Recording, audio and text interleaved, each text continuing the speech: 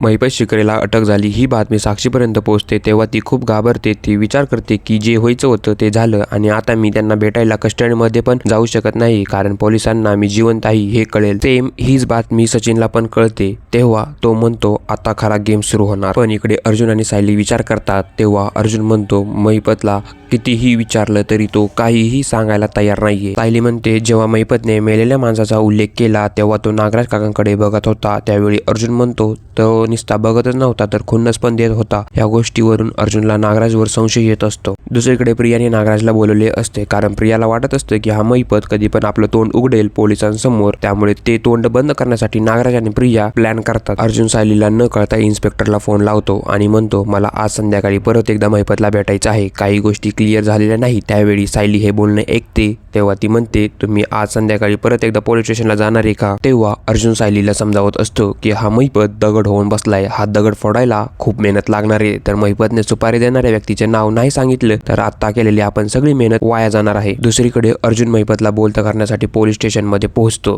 पण त्याआधी साक्षी संकटात आहे. हा व्हिडिओ नागराज आणि प्रियांनी एका कॉन्स्टेबलला महिपतला दाखवायला सांगितला. तर पुढील एपिसोड मध्ये आपल्याला कळणार आहे की हा महिपत बोलत होणार की नाही.